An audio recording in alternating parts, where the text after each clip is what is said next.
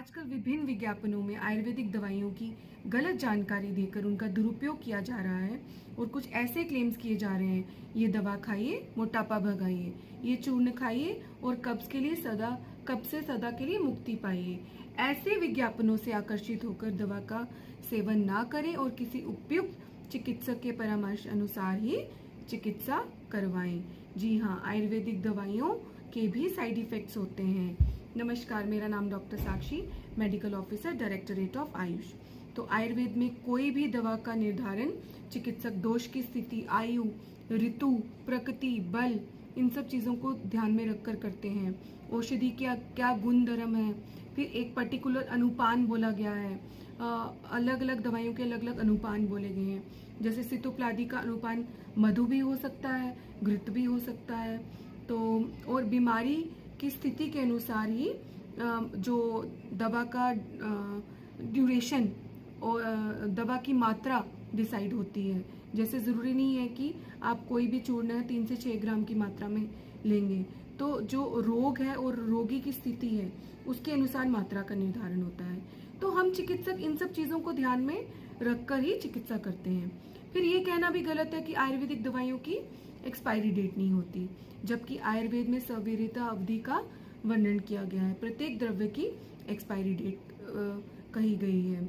आचार्य चरक ने चरक संहिता के प्रथम अध्याय में ही अगर आप दीर्घ जीवन जीना चाहते हैं तो उन्होंने एक टिप दी है और उन्होंने कहा है कि अगर आप औषधि का लाभ उठाना चाहते हैं तो उस संबंध में एक कोट कही है, यथा विषम यथा शस्त्रम यथा अग्नि शनयथा तथैव औषधम अविज्ञातम विज्ञातम अमृतम यथा।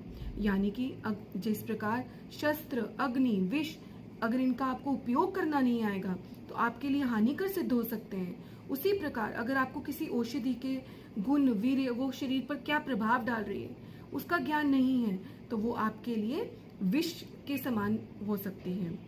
अब इसी संदर्भ में मैं कुछ उदाहरण दूंगी। जैसे त्रिफला, प्रत्येक घर में इसका प्रयोग होता है।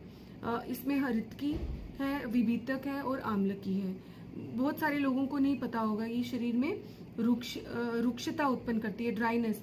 तो अगर कोई व्यक्ति ऑलरेडी उसके शरीर में रुक्षता है तो क्या हम उसमें त्रिफला का प्रयोग करेंगे? बिल्कुल भी नहीं। अगर करना भी है तो उसका अनुपान अलग हो जाएगा। दूसरा, इसमें हरितकी है जो प्रेगनेंसी में कॉन्ट्राइंडिकेटेड है। तो स्वयं हमें कोई भी औषधि इस तरह से नहीं लेनी, चिकित्सक के परामर्श अनुसार। दूसरी हम देखते हैं आरोग्य वर्धनी वटी।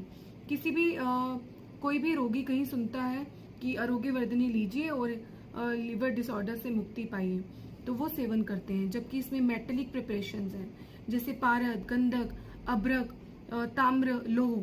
तो हमें इसकी मात्रा जो है वो कम से कम लेनी है, वो भी चिकित्सक के निर्देश अनुसार। और क्या अनुपान देना है वो भी चिकित्सक ही बताएगा आपको।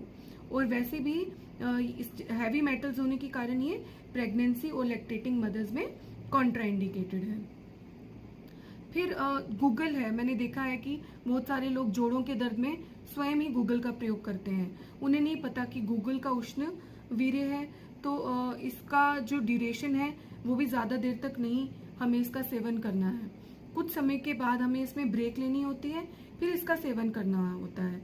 फिर इसको चबाकर खाना होता है और प्रत्येक व्यक्ति में इसका खाने का तरीका भी अलग है। तो इन सब चीजों का ध्यान रखकर ही हमें इसका सेवन करना है। अभी टाइम्स ऑफ इंडिया में आर्टिकल आया था कि जो गिलोय है ये हिपैटोटॉक्सिक प्रूव हुई है। ये उस संदर्भ में बोला गया कि जैसे अभी कोरोना का काल आया तो प्रत्येक घर में गिलोय का काढ़ा बन रहा था। ऐसा नहीं करना है, हमें चिकित्सक के निर्देश अनुसार ही गिलोय का सेवन करना है। जरूरी नहीं है कि गिलोय सबके लिए लाभप्रद हो, उसकी कितनी क्वांटिटी लेनी है, उसको किस फॉर्म में लेना है, ये आपको एक चिकित्सक ही बता सकता है। और ऐसा भी नहीं कहूंगी कि जो गिलोय है वो आपके लिए हानिप्रद है। हाँ, आपको एक चिकित्सक के परामर्श अनुसार ही इसका सेवन करना है। कितनी देर के लिए करना है वो आपको एक चिकित्सक ही बता सकता है। तो ऐसी बहुत सी दवाइयां हैं जिसका मैंने देखा है आयुर्वेदिक होने की वजह से लोग समझते हैं कि इसका साइड इफेक्ट नहीं है, उसका प्रयोग करते हैं और फिर कहते हैं कि हमें तो इसका कोई लाभ मिला नहीं। वो इसलिए कि उनको पता ही नहीं इसका सेवन कैसे करना है। फिर जैसे सितोप्लादी चूर्ण है, बहुत सारे लोग बिना परामर्श के अनुसार ले लेते हैं, उनको पता ही नहीं है कि इसको विभिन्न अनुपानों जैसे मधु के साथ, घृत के अनुसार, अगर ड्राई कफ है तो घी के साथ, प्रोडक्टिव कफ है तो उसको अलग अनुपान मधु के साथ ले सकते हैं।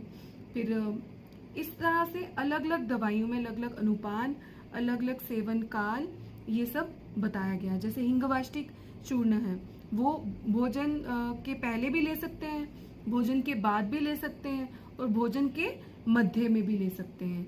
तो इन सब चीज़ों का ध्यान में रखते ही हमें जो है औषध का सेवन करना चाहिए। तो आशा करती हूँ आज की वीडियो आपको लाभ अवश्य देगी और आप कोई भी आयुर्वेदिक दवा का सेवन बिना किसी चिकित्सक के परामर्श के नहीं करेंगे। अगर आप आयुर्वेदिक औषधि का लाभ उठाना चाहते हैं तो चिकित्सक के कहे अनुसार ही उसका सेवन कीजिए। बहुत बहुत धन्यवाद और वीडियो को लाइक सब्सक्राइब करना ना भूलें। बहुत बहुत धन्यवाद।